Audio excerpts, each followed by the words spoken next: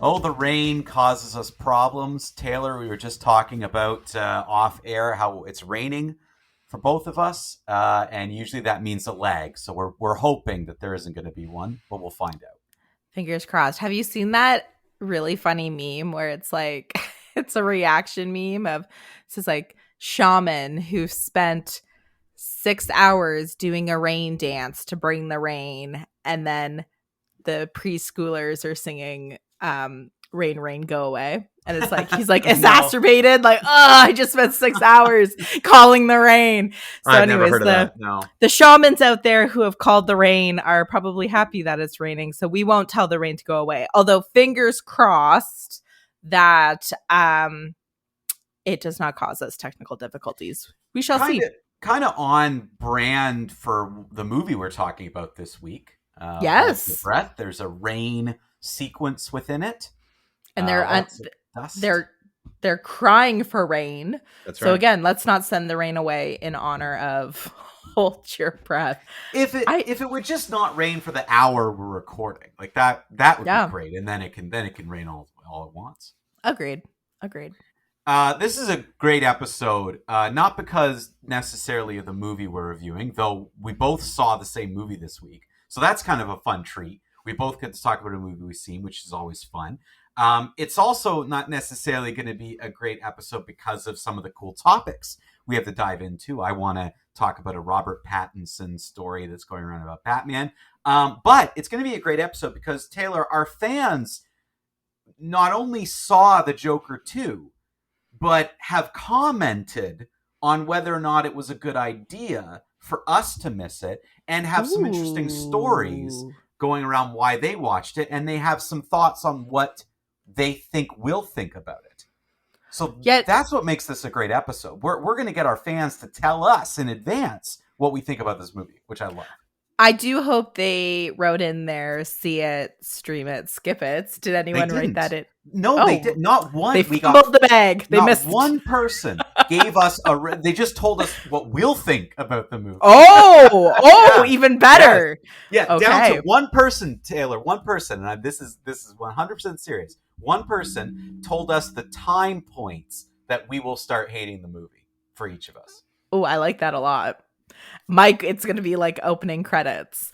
We'll get into this when we start reading the comments. There's been a ton of discourse, even if you're a casual internet user. I'm sure people have started seeing the buzz, the dismal opening weekend, the spoilers of the plot. Mike, I accidentally spoiled the whole plot for myself, which to me, I'm not a spoiler avoider. Like I've mentioned on the show before how what I like to do is just like read plots of movies that I'm never going to watch on Wikipedia. Like it's a little bit of a hobby of mine, and I actually really enjoy knowing what's going to happen in the story. So I wasn't like heartbroken that I read about the plot, but like I guess this might be a little bit of a spoiler, because we live in a culture now where even if we say, oh, there's a twist, people are like, that's a spoiler. Is it a spoiler to say that there's a twist in the plot? I would say no, because a lot of movies have twists anyway. The idea that there's a twist wouldn't be a spoiler. I think saying what it is would be. I've actually not heard anything. I've been pretty good about staying away from spoilers. Now, to be clear, I don't care. Yeah. For this movie in particular, but I've done a good job staying away. I also, here's another question: Are theories spoilers? Because I have my own theories that I would love to share, but the problem is some people say, well, but if you're right, then you spoiled it. I think the people who think that when you say, oh, there's a big twist in the movie, and they're like, oh, that's a bit of a spoiler, I think that's the same camp as the people who say, don't share your theories, as if like you're a genie or, you know, you have a crystal ball. It's just a fun fan theory. But I guess why don't you save your fan theories or your theories until our review episode? And then that way we can really dive deep. Just like I'm not going to share what I read. It was like I was reading a review, and then the review like just casually went into the plot, and it's like it slowly unfolded, and I was like, Oh, and you didn't stop. And you yeah, and I kept didn't me there. stop, and I ruined kind of the big twist for myself. But that's fine. Like whatever, I don't care. I think it's a good plan though. Like the plan you've come up with is good. Let's bring up everything. This is everything we heard. This was our theory going into it. This is what happened. We can spoil it. Well, when we actually watch the movie and review it, we can kind of, because we're going to dedicate the whole episode to Joker anyway. So we'll just bring all that in. And yeah, I agree with that. I think that's a great plan. But what we are going to do today is hear from our fans. But this is fun. Mike, did you screen the questions to make sure they didn't give away spoilers? There are no spoilers. Okay, our fans are good. Good etiquette in these. It's not even a half spoiler. It's literally their opinion on what you and I will think of the movie. I think that's it's amazing. Not that specific. So it's very good. And there's some great, like someone who wrote in before, Tayson, who's written in before, has a fun story around his visit. So that's one. Akil is the one who gave specific time points, very specific time points as to where he feels each of us will fall off. Makes me feel like maybe, not to be a narc, but it sounds like maybe Akil maybe wasn't in the theaters when he watched it. How would he know this specific time? Yeah. Yeah. But anyways, that's, who knows? I don't know. Maybe he just has a very good internal clock. Yeah, maybe. Or it's a guesstimate. You know, True. It's like an estimate guess based on like, okay, it was about at this point in the movie. You know? Yeah. I feel like you kind of know when it's 20 minutes or a half hour in, unless the movie like tricks you time wise. You know, sometimes they're so good you don't know things have gone, and sometimes it's so bad you're wondering, I can't believe I've only been sitting here for 30 minutes. And this movie is close to 3 hours, is it not? Definitely over 2.5. Yeah. I bet you Akil was checking his phone. I'm just gonna throw it out there. I'm not accusing anyone of anything, but I just think maybe. Instead of accusing Akil possibly breaking the law, I think he just broke movie etiquette. And maybe he checked his Apple Watch, and it was just the annoying glow of his screen every time he switched his wrist. And to be very clear, we have no idea of anything other, like, for all we know, he just went to the movie theater. We got to just put that out there, Taylor. Yeah, these are all allegedly. Some sort of a narc is listening. Yeah, exactly. We have no knowledge. We don't know where he lives. We don't even know if that's his real name. Exactly. We know nothing. We know absolutely nothing. Oh, that's great. How bad would you feel if we got our fans in trouble? Oh, I'd be like, we're closing shop. Show's over. The fans are the only reason why we're here. Yeah. And we would never intentionally, you know, we say a lot of hot takes, like the mics are hot. It's hard to avoid getting in trouble, but we would never intentionally try to get anyone in trouble. So it was all in jest. With 1 or 2 exceptions. Yeah, with 1 or 2 exceptions. Yeah, you know who you are. It was all in jest. So shall we dive into this? Shall we go into our fans and talk some Joker 2?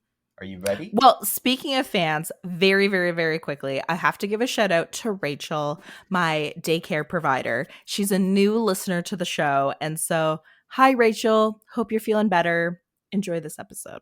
Welcome to the podcast. Rachel. She's going to stop watching George the more she listens. And one of the things that you have to worry about, Rachel, as listeners, Taylor has a habit of explaining everything about your job and where you live and like your deepest fears and like being just like complete, like, remember Katie Wilson? We had to cut a whole section out because you basically were just like, this is everything about her. She didn't care. She doesn't care. Katie doesn't care. But no, I will not tell where Rachel lives. I will not give her biographical details. So just shout out to Rachel. Hopefully you won't think we're completely unhinged and stop watching George. So that's my shout out. So now let's go into the Joker stuff, because I know everyone's dying for it. But first of all, Mike, before we even get into what the fans have to say, it performed worse than Morbius. By way of box office or fan reaction? By way of, well, probably both. Probably both. Yeah. But in terms of box office numbers, and it's like, ooh, that's bad. Because Morbius was such a meme, like a year and a half ago, but it became a meme about how horrible it was. And then people memed it so much, the studio thought that was a sign of people wanting to see it back in theaters. And then they released it back in theaters and it did even more poorly. So those are the comparisons I'm seeing, that people are comparing this to Morbius. I have not seen. That's that's bad. That's like if that's what you're hearing, that people are comparing this to Morbius, that's really bad. They like one of the memes was like they turned Morbius into a verb. They like the Joker Morbius dist or I don't know. Anyways, it's hard to say because the fan reactions are so new and fresh. It's hard to I haven't been able to discern if they're comparing it to Morbius purely in box office numbers or just like in terms of how big of a flop it is, like overall, like just a mess of a movie. So it's to be seen. I'm seeing very mixed reactions. No, I won't say it's a mixed bag. I would say that it's like 90% bad reviews, like fans and critics, and then like 10% fans being like, what's the name of the director again? Oh, Todd Phillips? Yeah, people are like, Todd Phillips is like a misunderstood genius. This is one of the best movies of the year. So like that was like, I would say that's even less than 10% of the reviews, but that's the narrative I'm seeing online, that people are either like they completely 100% hate it, even the people who liked the first one, or like the small minority being like, you guys didn't understand this movie, you didn't understand the first one. I hate when people do that. Like I get it. Sometimes concepts do miss for some people, and sometimes you're trying to express something and the communication, like, it's just not there. I for the most part think that's the fault of the filmmaker. Like if you are doing something that goes over the head of your audience, then you are a bad communicator. It's not the audience that's the problem, it's you that's the problem. So that's just my opinion. And again, like I bring this up because I want people to understand I'm not just a film fan. Like, I have directed theater, and I'm at fault if people leave a show I directed and they go, I didn't understand that, which has happened. Then that's Sure. I'm to blame. Like that's my goal is to communicate something to someone else. That is art. You are expressing or communicating or telling or whatever you're trying to do with this story, character, theme, etc. Communication is like step one. And Also, he's like not doing it well. All that aside, like it's not like he's like an art house auteur. This is like a mainstream Hollywood movie. So like even if you are trying to like subvert tropes and like maybe be a little bit more experimental in your narrative style, I feel like this is not the place for it. It was like his budget, I think, was $200 million. Does that sound about right to you? And that sounds close, yeah. 20 million went to Joaquin Phoenix, 12 went to Lady Gaga. So like those were salaried for the stars alone. So like I don't know, like it's like anyways, we'll get into I want to save some of the discussion for when we actually look at the movie, because it's right now I'm just reading the discourse and I haven't seen the movie, so I want to save some of that meaty conversation for when we do review it. But certainly an interesting conversation about, because like I'll just say this one thing. The one person who was like, he didn't go so far as to say he's a misunderstood genius, but essentially he was like inferring it in his comment, being like, Todd Phillips, all he wanted to do was make comedies, but he wasn't allowed to make comedies. So he thought, okay, I'm going to tackle the genre I hate the most, and I'm going to make a satire of fandom and a satire of comic book movies, and that's like why he made the Joker, the first movie. And then it so quote unquote went over the heads of all the fanboys that he had to make the second one and essentially like drive the joke farther by like hoodwinking the whole audience, yada, yada, yada. Okay, I'm sorry, but like film is a business. To blow $200 million on your quote unquote like joke on fanboys, like to me seems unethical. No, that's not a thing. That's not. No one like, and he, is no he one really had that to, smart? you didn't have to do anything. The idea of like you didn't have to do anything. You chose to for the like, money or for the whatever. My masterpiece was so misunderstood that I had to make a second film to like drive the point of the first movie. So then I'm like, and then someone else was like, oh yeah, Mr. I'm smarter than everyone in the room. Yeah. So that's kind of, anyway, so I'm going to reserve judgment. Please, let's hear what people think we're going to think of these movies. I love this idea. Yeah, sounds good. It's like Chat GBT, but real people giving us, like humans, are giving us the answers. I love it. Yeah. It's human. So here we go. Tayson, we'll start with him. So he says, "Hey gang, on your last episode, it was really funny to hear Taylor say, 'I am not spending my wedding anniversary watching the Joker.' It's funny because my wife and I were also celebrating our anniversary this past weekend, October 6th, 5 years, and we absolutely spent it watching the new Joker movie. You guys are going to hate this movie." Period. Here you go. And that was it. That's our review. So first of all, congratulations, Jason, 5 years. And your wife, 5 years. That's awesome. You guys are going to hate. Like, hate's a strong word. And that's he chose the language hate, Taylor. He thinks we're going to hate this movie. I think, based on some of the feedback I'm getting, yes, I think I am gonna hate it. I'm going into this movie with a much better disposition than you are, Mike. So it's interesting. I'll be interested to hear the rest of the comments because we're not always aligned on our movie choices. We're aligned on not liking the first Joker, but I think for different reasons and to a very varying degrees. We're entering this movie with different attitudes. So I think it's interesting that the first comment was like, no, across the board, you're both going to hate it. So there must be so many things wrong with this movie that it like covers all our boxes. You know what I mean?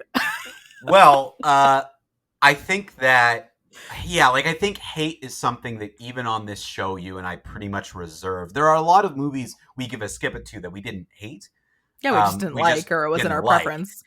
So I read that comment as exactly the way you're describing it. This movie hits every box we don't like, and we're going to despise it, which gives me some hope that I will come into this movie with such low expectations that it will somehow surprise me.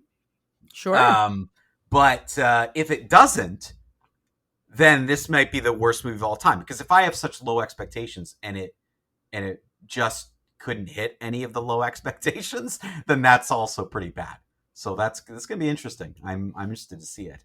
The next one comes from Akil, who I already mentioned. So this is interesting because Akil says, "Hi guys, I know that you're not going to be reviewing the Joker 2 yet. And at first I have to say I was really disappointed. I thought that with all the new movies that were coming out that were really not that interesting, I thought this would be finally the one that you would sort of catch up and be doing a new movie review. However, it didn't take me long watching the Joker 2 this weekend to think I think they made the right choice. I couldn't believe that I spent money on this movie, and I have to say I know exactly the time in which both of you are going to hate this movie. This movie is going to start out okay in some capacities for each of you, but I can tell you right now exactly when it's going to lose you. Taylor, at around the 23-minute mark, you are going to start hating this movie. Mike, okay. At about 45 seconds, you're going to start hating this movie. Akil. All right, so I'll get a couple minutes of pleasure out of this, but you're set up. I know one of the spoilers, I guess it's not a spoiler, but one of the reviews I read explains how the movie opens, and I could see you not liking how it opens, Mike. So but 45 seconds. I mean, that's pretty opening frame. The first opening frame. frames I hate. Like, is that like that's interesting? Well, they make a bold stylistic choice with the start of the movie, so Bolder than it being a musical. I would say so in the context Okay. of this movie. Okay. Oh man, if it's Joker goes to space, I'm gonna lose it.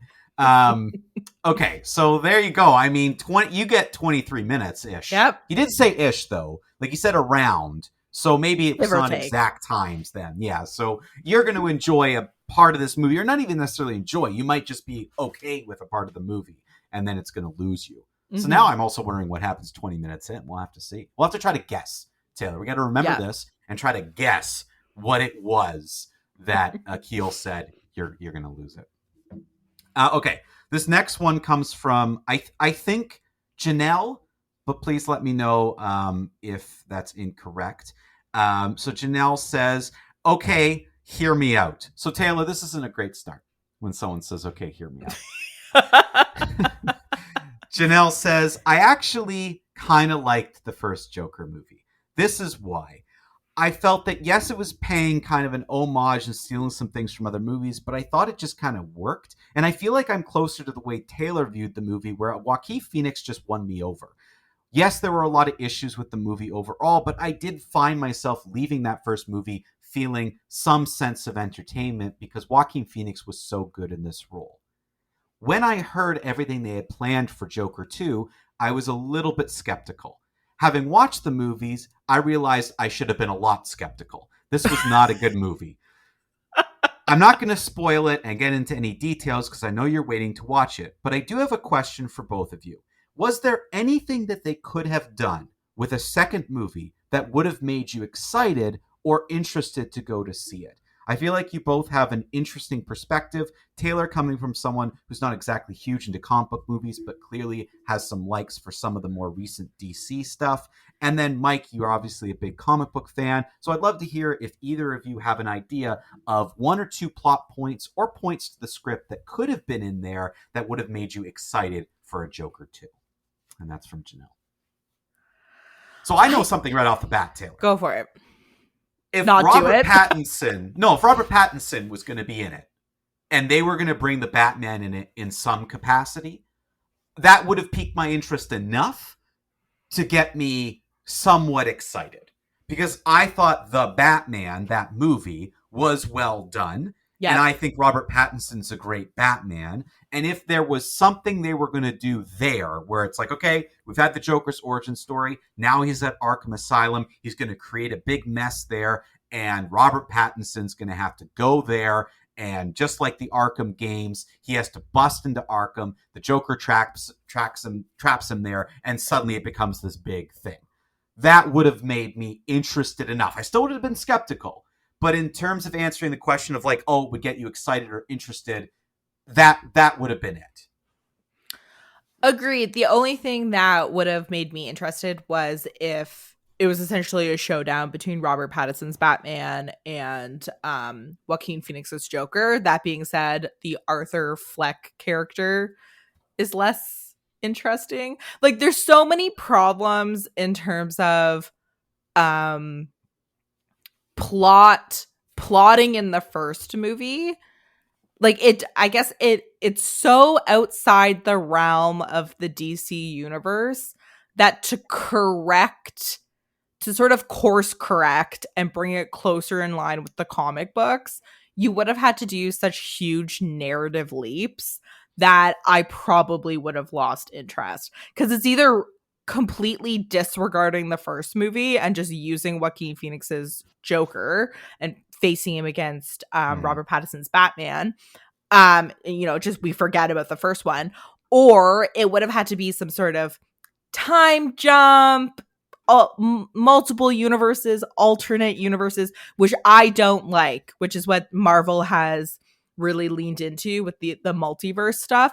I'm not a fan of multiverse stuff. I don't even really love time travel stories because it just doesn't, like, they don't really work for me. So I don't know. And maybe I'm just, I don't have a writer's mind. I don't know how they would have corrected the first one to make a I have an sequel idea. compelling. I have an idea. Go for it. So this is how you get Robert Pattinson in there. So Robert Pattinson is playing a young Batman who's only been doing it for about 2 years, right? So he's kind of in his early 20s, like that's ish. And the young Bruce Wayne we saw in this was like, you could probably make an argument for like 10 to 12. There's that one scene, but he's like a kid. But let's just like make argument's sake and say he was 10 years old. All you have to do is time jump 10 years, right? So now Robert Pattinson, maybe it's his first year as Batman. Maybe you do like a little bit of a prequel to the Batman. Maybe he's even really new coming back. You could do that. Or you could just set it close enough. Aging up Joaquin Phoenix 10 years would not take a lot of work. Especially like it wouldn't. You probably don't even have to change anything about it. And if you just told us it's 10 years later, we'd be like, okay. Yeah. Because Joaquin Phoenix could play a withering old Joker who's been there. Maybe he's inspiring another person who becomes a young Joker. Like maybe that's something that you could do with it that like could be compelling if you do it properly. He's inspired others. So like there's another person running around and Robert Pattinson goes to the OG Joker to try to talk to him, like that cutscene from the Batman movie. But then Joaquin Phoenix traps him in Arkham somehow. And suddenly Robert Pattinson has to like outwit him and try to get out of there. And it becomes like an equal movie of screen time between the two of them. That would be kind of interesting. Because I would be interested to see Joaquin Phoenix versus a Batman. He's a good enough of an actor to do it. And it would be compelling and interesting. So like that's how I would have done it. Just age everyone up. Just 10 years have gone by. He's withering away in Arkham. There's another Joker out there running around doing stuff because of the things he inspired. So Batman has to go to the old one to try to figure out Silence of the Lambs. That's right. Exactly. Except Silence of the Lambs dude traps the person inside Arkham, and now it's basically Arkham Asylum, and he's got to escape. Yeah. I guess also I have a lot of misgivings, or I didn't like the treatment of mental health in the first movie and how they kind of used the mental health as like the reason for why he was doing what he was doing, which is like a very large departure. Like in the comic books, the Joker is just like a sociopath or like you know what I mean? Like it's not, he doesn't have like a split personality. Like he's not suffering from depression. He just does things for like anarchy's sake.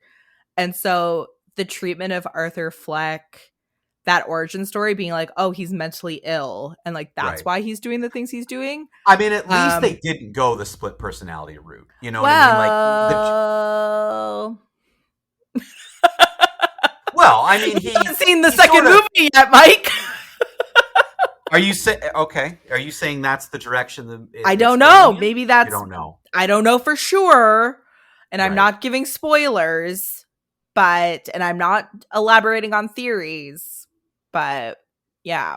That would be really dumb. If it's a split personality thing, that would be really stupid. I think it's, there's just, I guess, back to the original question. For me, narratively, there's so many problems with the first movie. Stylistically, don't get me wrong. Like, it looks, the cinematography, production design, whatever, the first movie, amazing. Chef's kiss. Sure. But all it is, it's Taxi Driver with the Joker. Like that's why I don't think the movie is good. So I don't know what would have made me excited about the second movie. I was excited that, you know, it was Lady Gaga. That's interesting to see her with Joaquin Phoenix. But narratively, and the fact that they even made it like this part of the movie is a courtroom drama, like again, like I don't know. Yeah, is this gonna be just Chicago, but it's the Joker because it's a musical courtroom drama? Is it gonna be Chicago, but it's the Joker too? I don't know.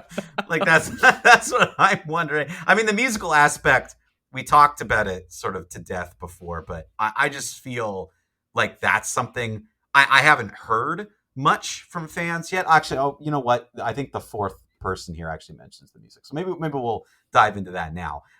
Okay, so this last one, I don't see a name, so I'm not too well. Okay, I see an email, but I don't see a name. So this last question says, Hi, you had me at Skip It. I almost called you screening in Kingston. Uh, Side question: how often have you almost used the wrong name? Every day. Uh, yeah, all the time. Getting to the Joker 2, one of the things that I hope this isn't a spoiler, that I didn't really think worked at all in this film is the music. Now, that might not come as a big surprise, because I think you've both talked about how you felt that the music wouldn't really work in it. The thing that I came out of the movie wondering is why? Why was this music? Why was the music done in this particular way? Why was it a jukebox musical? And why was music needed at all? I know you haven't seen it yet, but I'm wondering if you have any thoughts in general as to why music is generally used in this way in movies. I can understand if it's a straight up musical, but I don't understand why you're sort of shoehorning music into a plot in this manner. Have you ever seen a movie where you felt like there was music for no reasons? I haven't personally. Like, I've seen musicals, but I haven't seen a movie where it was just like, and suddenly they're singing and I don't know why. Like, I don't think that's Yeah, ever because happened to me. that's like that doesn't work, and filmmakers know it doesn't work, and that's like a huge swing and a miss if you think you're going to just introduce musical numbers. I can think of like 10 Things I Hate About You technically has a musical number. Technically, it's an amateur singing. Shout out again to Heath Ledger, another Joker connection, where he's like serenading Julia Stiles' character. But you're like, yeah, that works in the context of the movie. He's being goofy. He's trying to win this girl. There's a musical number. Ferris Bueller's Day Off, where he's lip syncing in the parade. You could argue that's a musical number, even though Matthew Broderick isn't singing. But again, in the context of the movie, it makes sense. So I think often in movies, there may be 1, 2, 3 songs, max maybe, where it makes sense given the context of the movie that the characters would be singing, right? Like how many movies from the late 90s, early 2000s, there's like a concert scene and they just pan to like the band playing a song for the whole song, right? Um, in all those instances, it works. And I think when filmmakers know not to deviate from that. Would you agree, Mike? Like if you're if you're looking at like a crossroads and it's either go full musical or have 1 to 3 musical numbers, which makes sense in the context of the movie, That's right. they're gonna, you pick one or the other. You don't kind of go in the middle of the road, because then it doesn't make sense. The genre conventions don't make sense anymore. Yeah. Yeah, and to be clear, like, I have no problem within the context of the story someone singing. I mean, you're doing a movie that is about a singer, and there's going to be a song with their singing. Like, yeah, for sure. Like the new Guy trying to impress girl, like, fine. the new Timothy Chalamet Bob Dylan movie. Looks like there's going to be Right. a ton of singing, but again, that Sure. makes sense. Bob Dylan is a totally singer. fine. And I don't even have a problem with Rocket Man, where it's like it's a musical, but like that's a musical. Yeah. The convention of telling a story changes. It would be it's genre. It's the Joker 2 suddenly slipping into melodrama, or slipping into a comedy, or becoming a drama, or becoming a documentary. They're different. It's a different genre. So the weird mixing and curve, like that doesn't make sense to me, and I don't know what they were going for. Having not seen the movie yet, I don't know what they did. But from this particular fan, it sounds like it wasn't effective.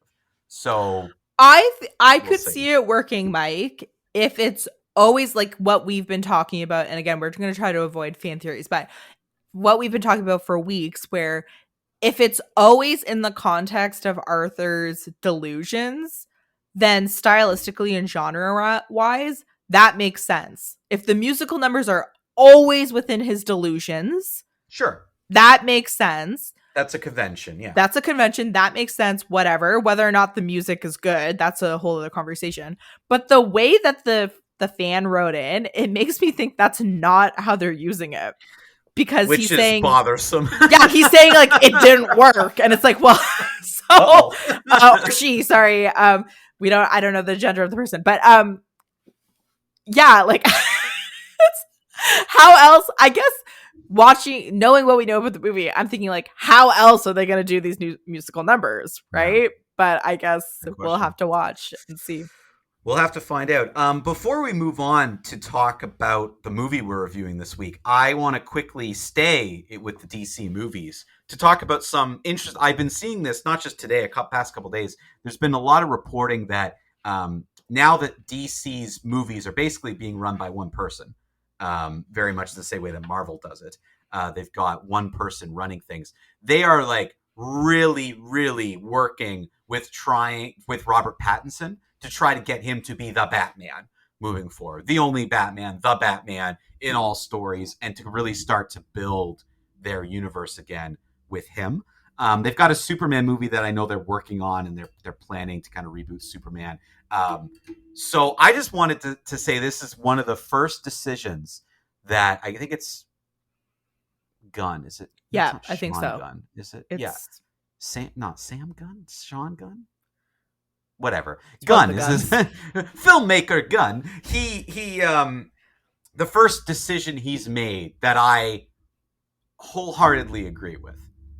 Where that gets me excited and interested, because not only did I think The Batman was a very good movie, not just a very good comic book movie, a very good movie. Robert Pattinson was excellent in the role, and I think that it's a very good thing to work with a young actor who can be part of it for a long period of time and build through a movie that was successful where they're already planning another one, as opposed to shoehorning and rushing other people or other movies. You can develop and you can work with someone. He got this big movie. It was successful. Great. Now that it's successful, we plan to move things forward, as opposed to, we don't know if it's going to be successful. We're signing you to a 10-picture deal.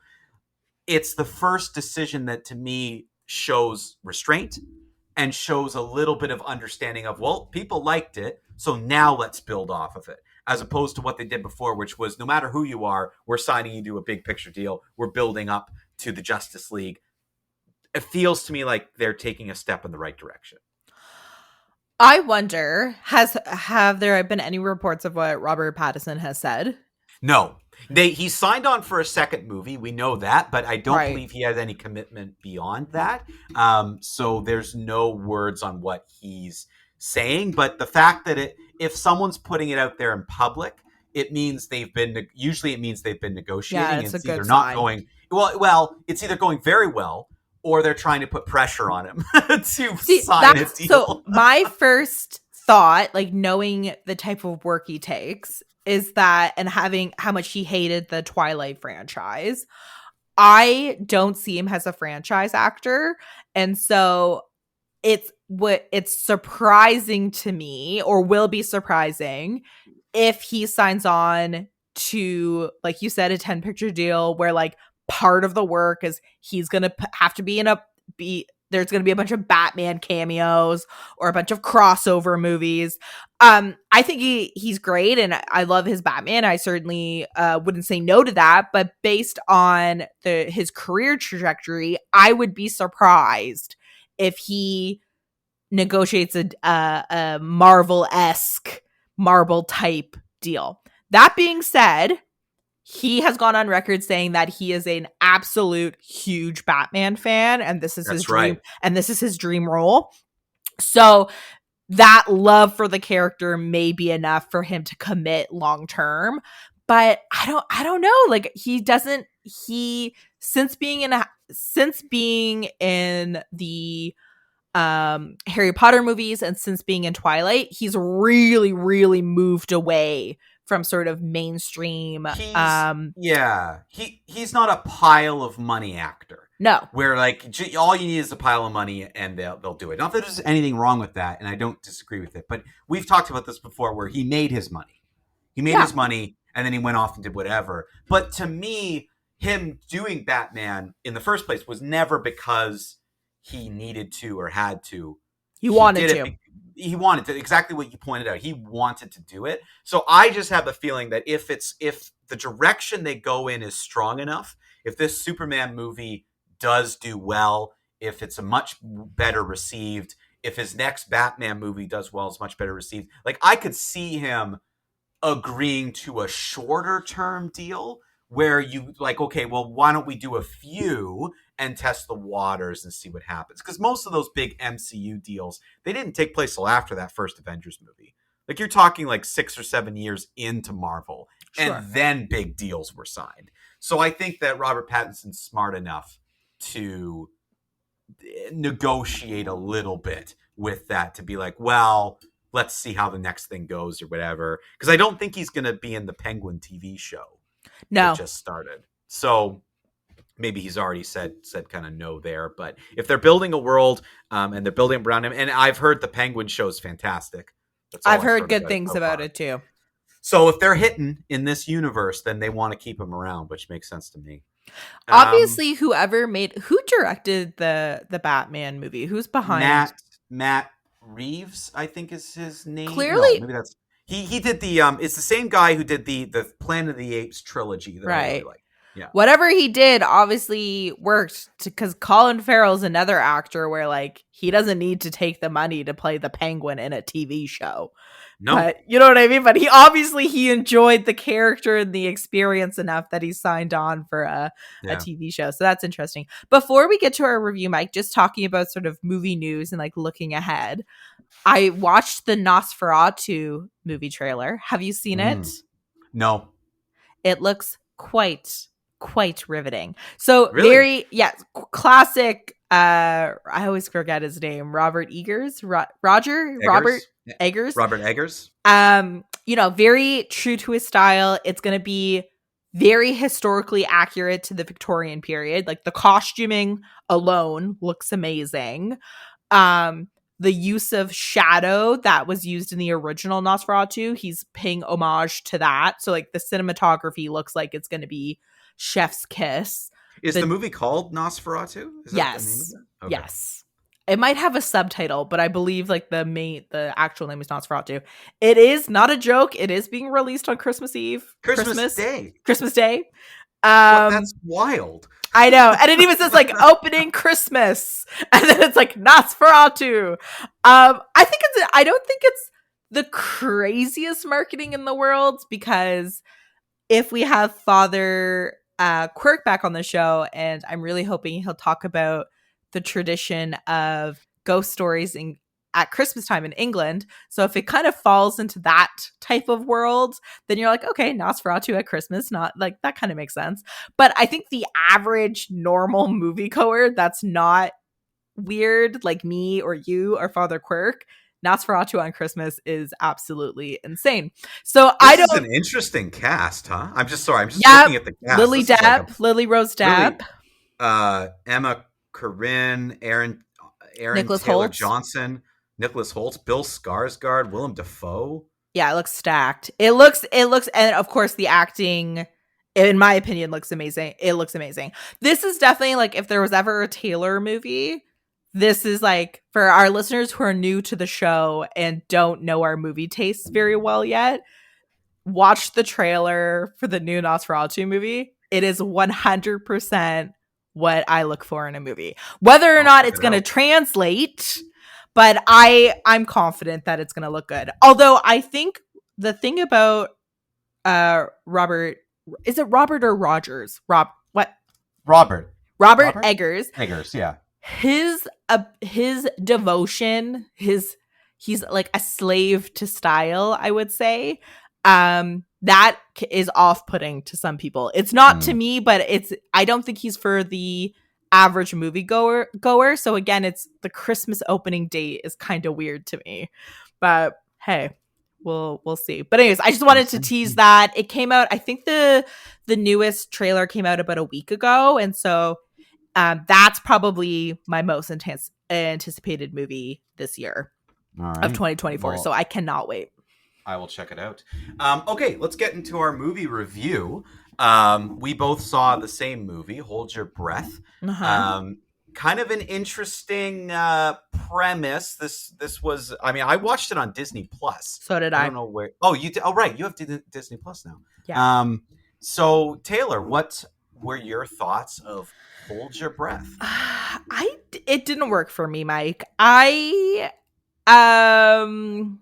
went in neutral. I think Sarah Paulson, I think that's her name, is a good actress. I know her mostly from that Ryan Murphy show, American Horror Story. I know her Right. mostly from that, so I know that she can be in a horror movie fine. Like I know she's a scream queen. So this movie takes place during the Great Depression and the Dust Bowl. So if people don't know, there was like a drought kind of in a part of America where they relied on I did not know this, by the way. I did not know this is all the background to the movie that they don't mention. So it's the Great Depression. There's a great drought and all of these and so it's like, you know, economic devastation, and then on top of it, like the farms are not yielding crops.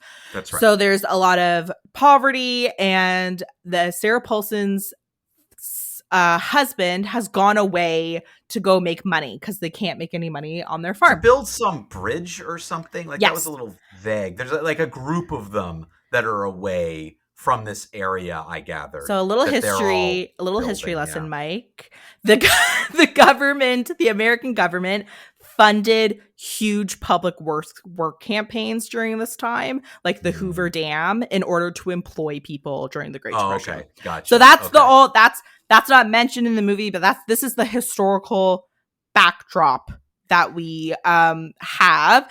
And so obviously there's a lot of anxiety. There's sort of I thought it was interesting how they were capturing the anxiety of essentially a town where all of the men have left. The women are essentially left to fend for themselves. And you know, it's a backdrop of economic uncertainty. There's a lot of fear around health. You know, is that with all the dust in the air, are the children getting sick? Sarah Paulson's character has lost a child, and so there's a lot of, the movie had palpable anxiety, and I think they captured that very well. I would have thought, until I saw the cars, I would have thought this movie was in the 1800s, just by the way the houses were and their costuming. That's just the 1920s. That's just the 19. Yeah, it was like the 1920s. 30s. I knew that because I read the description, but I thought to myself, like, wow, I would have thought 1800s, just the way they're using lamps and the way they get things going on. But then, of course, there's cars later, which sort of shocked me out of it. But yeah, I would agree with you that the general ambiance and setting and atmosphere world was, the atmosphere worked in a lot of ways and was a good place to start from. I guess for me, I felt like it never really went anywhere, or it didn't really use it effectively. And it was never, I didn't even necessarily find this movie unsettling. Like, I just never felt the tension or the intensity that I figure or that they wanted you to feel. And that was sort of part of it. And that's not, it's not like Sarah Paulson's a bad actor. I know she's good. But I never really felt like there were believable, real stakes or reasons to feel anxiety. Like, it never hit for me. This movie was a little bit boring. I will say that. It's like a hour 35. Right. Like, it's a fairly tight movie. I felt it moved very slowly. Yeah. I also felt like it introduced themes that, so if this is considered a horror movie, I did not find it scary. So like what you're saying, Mike, I didn't feel like a sense of unease aside from that sort of like anxiety feeling. I felt empathetic to the characters based on their circumstances, but it wasn't that wasn't like a source of horror for me. No, I think so. They introduce things so essentially what this movie boils down to is there's a threat in the home, and is Sarah Paulson crazy or not? A very classic horror movie trope. Is she crazy or is she not crazy? And so they introduce things that are not particularly scary, and then like kind of like drop it. So I'm gonna give just a teeny tiny spoiler, Mike. Okay. So the drifter that comes into their lives, right? And then So that's supposed to be like, that's one of the major antagonists of the movie, and it's supposed to contribute to us kind of not knowing if she's stable or unstable. I felt like the way they treated that, like, it was so throwaway. You know what I mean? Like, by the end of the movie, I'm like, well, it's very apparent how this movie is going to end. Why did they even bother introducing the Drifter? Well, I like, not only do I agree with you, I feel like if you cut the Drifter out, you lose nothing. Exactly. Like literally nothing. And you spend, I don't know, maybe it's only 15 or 20 minutes of the movie in this like particular part of it, but it felt pointless. And at the end, and at least. Yes, at the end at least. And I just feel like there was too many aspects of it, like we won't spoil it, but how the movie actually ends. To me, you could have spent a little bit more time just building up that concept and making the movie like a little bit more family internal. Yeah. With various things, then add in outside sources to cause whatever. When if they're not going to yield anything anyway, then what was the point? Yeah. And I felt like this movie just lacked that kind of cohesion, which again, Sarah Paulson, great actor. But this sort of proves to me, like, when you have a movie like A Quiet Place or like a little bit of a bigger budget movie or any of the Conjuring movies, you can tell the filmmaker behind it, a James Wan, even John Krasinski, where they Jordan Peele, where they understand, if not how to scare you, how to build atmosphere, which can be unsettling. And this movie not only doesn't really have jump scares, it just wasn't unsettling, didn't really feel the atmosphere. And I thought the premise was so good, I was disappointed that from there things just dropped off. Because you started at a good place. And I just feel like it never lived up to the potential that premise had. I have two more things to say about this movie. So number one, back to the Drifter. And again, I don't want to do like a huge spoiler, but like, I'll just say, I wish the Drifter remained the main antagonist in the movie. I thought like seeing that, and again, just like the other kind of narrative threads about like being a woman vulnerable, like trying to protect your home and your family. All the men are away. There's this strange man that blows into town. He seems to be a savior, but isn't. Like, I thought that was a very interesting trope. And the actor, who I do not know his name, but he's in The Bear and he's getting more buzz. I thought he was phenomenal. The scene when they were having dinner, Mike. Yep. And the switch after the letter is read, that's right. Like you see his facade come down. Whew, that to me was like a masterclass in acting, and what an underutilized to then switch the narrative in a different direction, which you kind of see coming from the beginning. Yes. It's not this like it's not even a switch. It's not even like a great reveal, you know what I mean? Because you're like, yep, saw that coming from a mile away. So like, to me, they should have focused the narrative. He should have remained the antagonist. They should have teased that out longer. I would have loved to see him in the community, because there's this like threat of sickness. He presents himself as a miracle worker, all of that stuff. So it was so weird to me that they introduced this fascinating character, so well acted, and then be like, this is actually a different movie. Yeah. Yeah, and I thought that, like, at the end of the day, I thought that it just felt like you could have taken that part out, and as I said, to be like, okay, now this is a tight hour-long whatever. Yeah. Really, like, short movie. But it would have been, like, the same movie. Yeah. And to me, that's just, okay, so you're adding this thing in, you're padding for time, and to me, it seems like you accidentally stumbled upon the best part of the movie. Yeah, like that you was just really not the intention. You just happened to like cast that role really well. You lucked out by getting him to be. Yeah, you lucked out. And then the other thing I want to mention quickly, Mike, because again, it's about plot. The biggest problem I had with this movie was plotting. There's a lot of CGI dust storms which I also have a problem with, but budgetary constraints and whatever, and we CGI everything now, so like it is what it is. My other complaint narratively. So the movie is primarily, I would say 3/4 of the movie is from the point of view of Sarah Paulson. Yep. And then the last quarter is from the point of view of her daughter. That's right. That's horrible writing and horrible direction. That's right. If you're going to do that, you could do a more like a planned switch to really do that, or make the daughter a little bit more of a do a back and forth perspective thing from the very beginning. Yeah. As opposed to I think there was one scene with the daughter reading the story to the other daughter. Yeah. Like that was the only scene you had where it was kind of from their perspective. And it was more of a framing device than it was anything else. So I feel like if you're going to do that, make it a more predominant, like halfway through, like Barbarian style, we're making a big switch. Like do it stylistically, or just from the beginning, have them both share the point of view.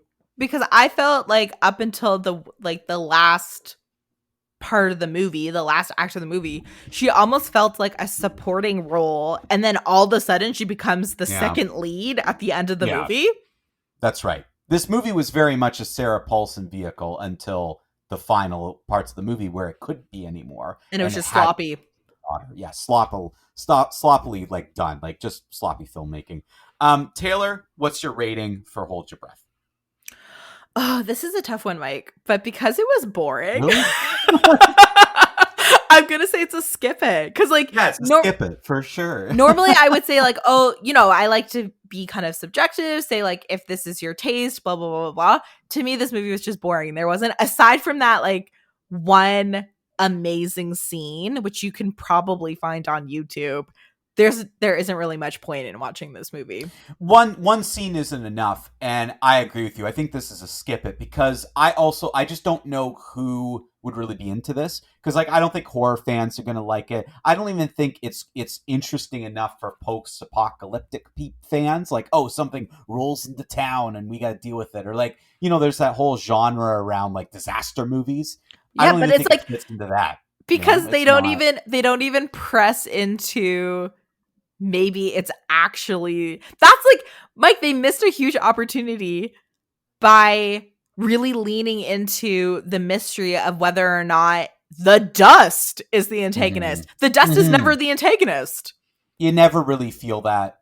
There's no mystery. There's no there's no possible other direction it could go in other than the one that it's clearly leaning towards, but it's treated like it's a big reveal. Like it's a big mystery. Not at all. There you go. So hold your breath, skip it. Don't even try. This movie's for nobody. Thank you very much to everybody for listening. Just a quick reminder as to how people have been sending in fan questions, because I know there's been some confusing. Soul1arts.ca is the best way to do it. Just go to the podcast tab. So that's Soul, SOLONE, arts.ca.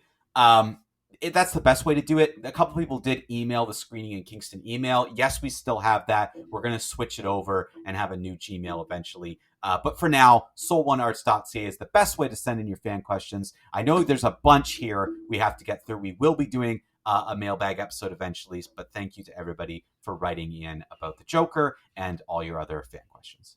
Go see some movies. Thank you for listening to You Had Me at Skip It, a Soul One Arts Inc. podcast. This podcast is produced by Mike Shepard and Austin Spinner Summer.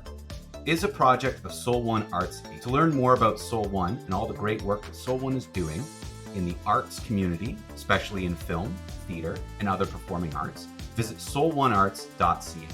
You can contribute to this podcast by visiting soul1arts.ca and going to the podcast tab.